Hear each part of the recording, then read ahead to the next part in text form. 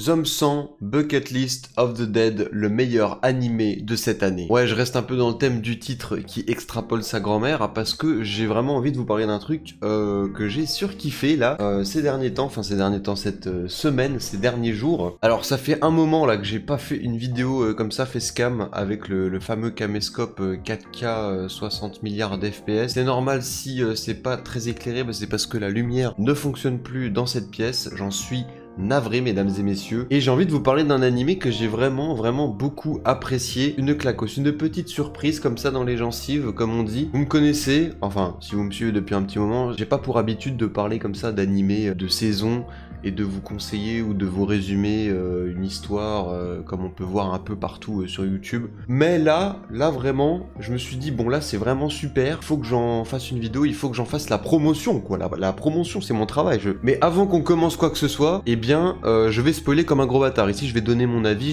je vais faire une critique, une analyse claire, nette et précise et détaillée, enfin autant que je le peux, de l'épisode Uno de Zom 100 Bucket List of the Dead. Donc allez voir l'épisode 1 de Zom 100 avant de regarder cette vidéo, parce que je vais tout spoiler. Soit tu me fais confiance, tu te poses devant les 23 minutes, tu profites, tu passes un bon moment, je l'espère, normalement ça devrait être le cas, et après tu reviens et on va kiffer ensemble. Sinon bah tant pis, je vais tout te spoiler et ce sera dommage, mais bon. Donc on va commencer par le commencement, déjà qui fait cet animé, d'où est-ce qu'il sort, qu'est-ce que machin. Alors faut savoir que moi j'ai découvert ce projet en début d'année, si je ne m'abuse, c'était vers janvier, février, mars, où il y a eu les tout premiers trailers, et déjà ça sentait bon, tu vois. On distinguait déjà que la DA avait vraiment une atmosphère, une odeur quoi, plutôt particulière. On pouvait distinguer déjà des petits jeux de lumière, ça avait l'air plutôt solide techniquement. Bon après les trailers c'est tout le temps on te montre des plans qui sont plutôt sympathiques hein. Mais bref, ce projet est produit par le studio Bugfilm, qui est un tout nouveau studio, tout récent, qui a quasiment rien fait sur son CV. Ce studio a été créé, a été fondé par d'anciennes personnes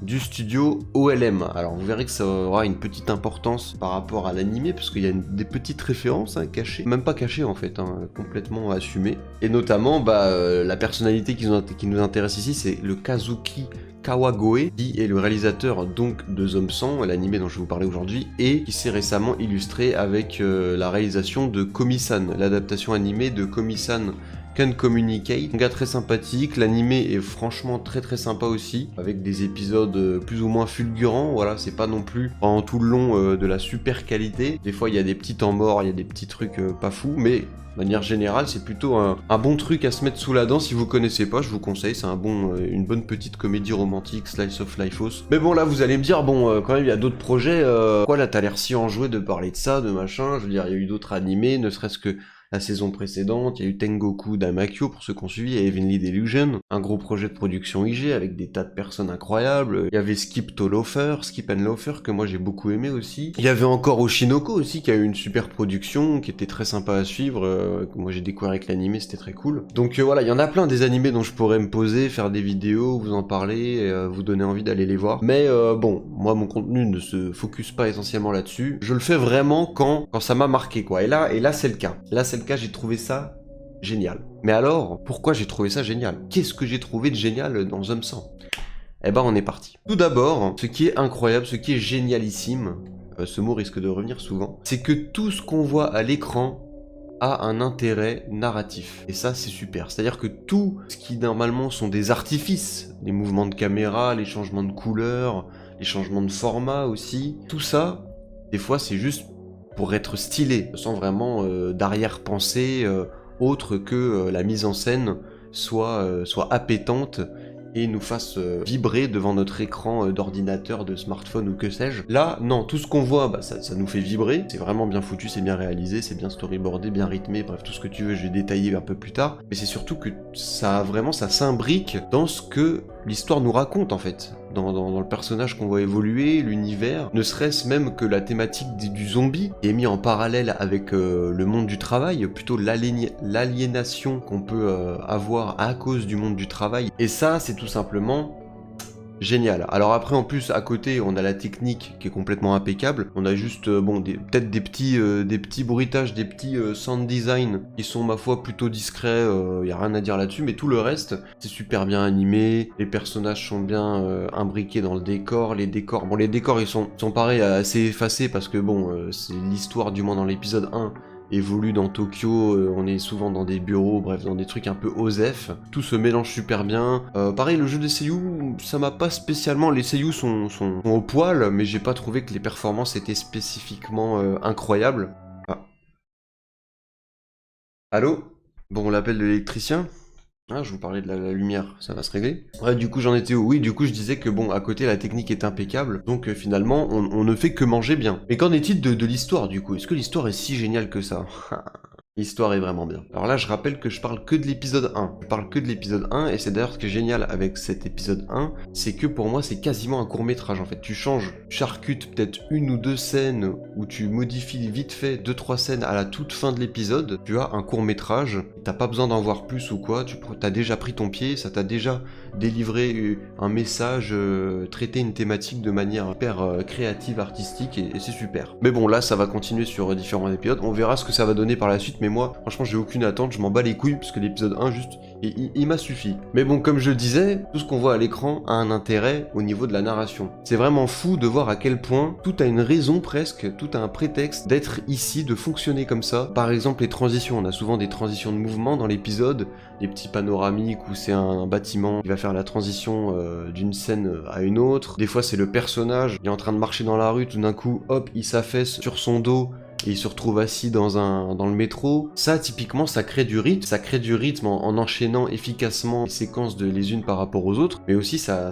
montre le rythme effréné du monde du travail, où t'as pas le temps de te poser, t'as pas le temps de réfléchir, tout s'enchaîne très vite, à la fin t'es exténué, ta journée est à peine finie, que t'as pas le temps de profiter d'un peu de repos, que hop, tu dois repartir au boulot, tu vois pas le temps passer. On a aussi, je vous parlais du fait que le studio Bug Film a été formé par des anciens du studio OLM, et le personnage principal, il a son badge autour du cou, et le badge reprend quasiment le logo d'OLM, une petite pique plutôt assumée avec cette petite référence, parce que la façon dont à chaque fois ce badge est mis en scène, ça rappelle vachement un boulet de Força, quoi, le truc qui enchaîne les esclaves, qui leur empêche plutôt de se mouvoir concrètement, d'être libre. Donc ça, cette analogie, je l'ai trouvé vraiment sympa. Après, on a aussi tout le jeu de mise en scène à travers le format, à savoir que du début jusqu'aux 3/4 de l'épisode, on va avoir ce côté cinémascope, donc avec les bandes noires en haut et en bas, histoire de cropper l'écran. Ça a un intérêt visuel, c'est un peu stylé et tout, mais c'est vraiment, ça sert au niveau de l'histoire, ça montre que le personnage est enfermé dans sa vie, il est pas libre, tu vois, ça lui fait une prison, donc il peut pas s'échapper, et notamment quand on voit le climax de l'épisode, qui est ce fameux moment où il explose le format, il libère l'espace qui lui manquait, avec en plus les couleurs qui reviennent. Il y a un effet cathartique à ce moment-là, c'est vraiment un super climax, quoi. En plus après, la caméra qui s'envole dans le ciel, on voit la planète, le mec se fait un film au niveau de l'univers, comme s'il voyait enfin toutes les possibilités qui s'ouvraient à lui, en mode putain ça y est, là je peux enfin faire tout ce que je veux. Ne serait-ce même avant, on voit le fameux badge, juste avant ça, qui l'arrache. Au début, je crois, j'avais l'impression qu'il partait tout seul, mais je crois que c'est vraiment lui qui fait le mouvement de s'arracher le badge, voilà, pour encore plus accentuer le fait de c'est bon, je me libère de ma condition de travailleur. Tout est là pour mettre du peps, mettre de l'énergie. Et aussi d'ailleurs, au niveau de ce format, au niveau du cinémascope, si on fait vraiment gaffe, au tout début de l'épisode, on a vraiment des lignes bien définies, quoi, c'est propre, c'est net. Et plus on avance dans l'histoire, plus le personnage va rentrer en dépression, quoi. Il va vraiment broyer du noir, littéralement. On le voit même gribouiller des trucs sur ses carnets à un moment. Enfin, il est complètement déphasé, il est complètement déconnecté. Et ça, encore une fois, ça fait vachement le taf avec toute cette thématique autour des zombies, puisque le personnage devient un mort-vivant, littéralement. Il se laisse porter par la vie, il a plus aucune âme, il a plus aucune envie, aucun libre arbitre. Il subit complètement son existence. Et justement, ça, c'est accentué avec le format où, en fait, plus on va avancer, plus l'image va se mettre à trembler, à pétiller, il y a des artefacts qui vont apparaître sur l'écran avant que justement il se libère enfin de tout ça. Il était à deux doigts de passer de l'autre côté, quoi. Puis on le voit, hein, il le dit clairement, il a juste envie de se suicider, mais c'est les barrières, je crois que c'est des trucs anti-suicide d'ailleurs au Japon, parce que je crois que c'est une vraie problématique, hein. Au Japon, les gens qui se suicident à cause de leur boulot, mais plus que, d'ailleurs c'est ça que je trouve bien, c'est que plus qu'une critique du système de travail à la japonaise, quoi, où voilà, il y a les salaryman, ils font des horaires absolument infernales. En fait, c'est vraiment une critique du monde du travail, tout le monde peut s'y retrouver, quoi. Vraiment, tous les gens qui font ou qui ont déjà fait des bullshit jobs, des McDonald's, des que sais-je, des trucs comme ça, vraiment, ça vend pas du rêve, ou limite t'as honte de dire que tu travailles là-dedans, les gens te crachent à la gueule. C'est pour ça que je trouve ça génial, c'est qu'on peut tous s'y retrouver dans cet épisode et dans ce que ça raconte, dans ce que le personnage traverse. Bon, j'ai jamais voulu me suicider à cause du boulot, encore heureux, mais je veux dire, le monde du travail, on doit tous y faire face à un moment ou un autre dans notre vie. Je pense qu'on peut plus ou moins se retrouver dans l'appréhension qu'a le personnage dans cet épisode, enfin bref. Et encore une fois, pour bien vous casser les couilles, évidemment, j'ai fait des parallèles avec Chainsaw Man. Chainsaw Man, le début, c'est quand même Denji. Il commence, il est dans la merde, il a des dettes, il est obligé de vendre son corps, sa force de travail à une personne tierce pour survivre, et il est obligé aussi de vendre son corps littéralement, voilà, en s'arrachant des bouts de son corps, des bras, des couilles, pour payer ses dettes. Et comme de par hasard, un des tout premiers zombies qu'il va affronter, pardon, lapsus révélateur, mais un des tout premiers démons qu'il va affronter, qui va lui permettre de justement entrevoir et de s'extirper de sa condition de larbin de merde, c'est comme par hasard le démon zombie. On en revient toujours à ce truc de mort-vivant, de personne qui n'a plus d'état d'âme, qui n'a plus de raison d'être, qui erre comme ça sans réel but. Même si bon, là, pour Chainsaw Man, après ça part dans d'autres délires. Mais bref, évidemment que j'ai fait des parallèles avec Chainsaw Man, parce que Chainsaw Man, bah, si vous le savez, si vous avez vu mes vidéos que j'ai fait là-dessus, mon avis, tout ça sur la partie 1, l'aspect du monde du travail, bah, c'est un des prismes qui m'a le plus marqué, que j'ai le plus retenu de l'histoire de Chainsaw Man, que je trouve super. Donc forcément, évidemment, ça m'a marqué, quoi. Et notamment l'aspect de la renaissance. Là, on a vraiment une renaissance qui est figurée, quoi. C'est-à-dire que le personnage renaît mentalement. D'ailleurs, je trouve ça super l'image mentale qui se fait juste avant le climax, où il se dit putain, j'aurais plus besoin de travailler. Il est en train de se voir disparaître de son uniforme, comme si, voilà, pareil, l'uniforme, ça fait partie intégrante de cette prison qui l'enferme, avec en plus la chaussure qui s'envole, et au moment où elle retombe, paf, on revient à la réalité avec le personnage qui court sur une flaque d'eau et tout, enfin bref.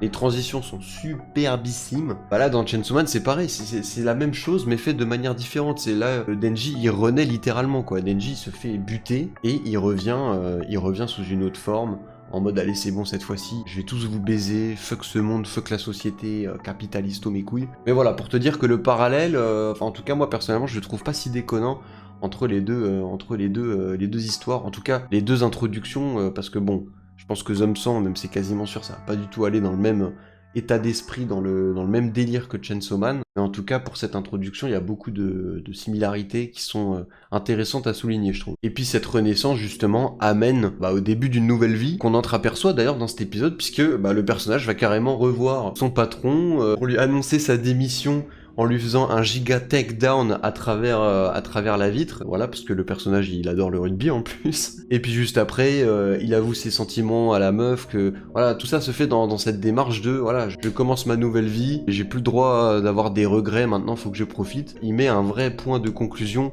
à sa vie passée, et maintenant c'est bon, il peut faire ce qu'il veut, avec cette fameuse to-do list. J'ai l'impression que ça va être ça la suite de l'histoire, c'est il va se faire une giga to-do list, prendre l'avion, sauter en parachute, enfin bref, tout ce qu'il veut, maintenant qu'il peut faire tout ce qu'il veut, il va faire tout ce qu'il veut, parce que c'est ça la vie. Et comme disait Confucius, on a deux vies, et la deuxième commence quand on le... Je recommence. On a deux vies, et la deuxième commence quand on se rend compte qu'on en a qu'une seule. C'est beau, hein? Bref, écoutez, j'ai fait le tour. En fait, j'ai pas trop parlé de l'histoire, je vous ai pas fait un résumé en mode l'histoire commence avec le personnage. Je suis parti du principe que vous aviez vu l'épisode de toute façon, donc je me suis vachement intéressé à la forme, qui de toute façon, comme vous l'avez vu, fait partie intégrante du fond. Sans elle, ça fonctionnerait pas aussi bien. Écoutez, si vous avez pas vu Zom 100, j'espère au moins que je vous aurais donné envie d'aller checker ça, quoi. Au moins l'épisode 1, moi je demande que l'épisode 1. Bon, c'est un peu dommage parce que du coup, je vous ai parlé de plein de trucs, et donc vous aurez pas la même expérience que de découvrir de zéro, mais bon, c'est voilà, hein, moi je vous force pas, hein, vous faites ce que vous voulez. Et sinon, j'espère que voilà, ce petit avis, cette petite critique, aussi humble soit-elle, vous aura plu. Merci, abonnez-vous, bref. Tu connais, hein, d'habitude, faut te sucer la bite, voilà. C'est pas con, hein. Longtemps que t'es sur YouTube.